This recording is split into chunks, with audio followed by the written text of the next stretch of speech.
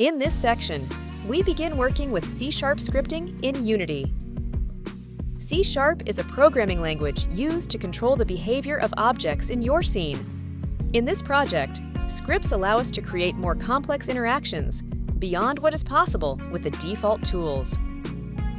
All scripts are stored in the Assets folder, and the project already includes a C# assembly that ensures everything compiles correctly. Now let's create a script just to see how the process works. Go to the Assets folder, right-click, select Create, then choose C# script. Name the script New. Once the script is created, open it using a text editor. Inside the script, you will see a class declaration. It is important that the name of the class matches the file name exactly. You will also see two default methods, Start and Update.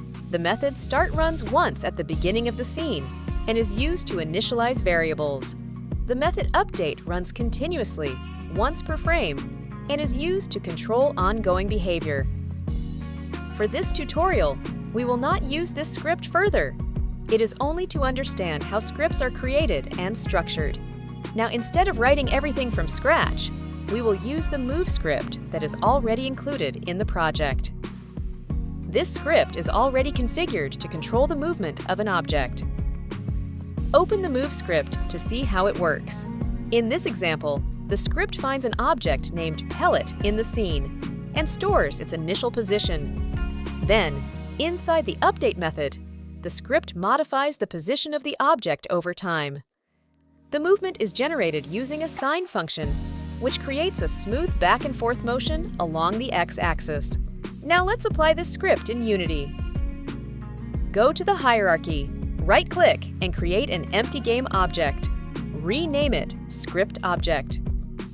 Select this object, and in the inspector, drag the move script onto it. You will now see two variables available, amplitude and speed. These can be adjusted directly in the inspector to control how far and how fast the object moves. When you run the scene, the pellet object will start moving back and forth. This type of movement can be used to create dynamic stimuli in different experimental tasks, such as tracking or spatial interaction.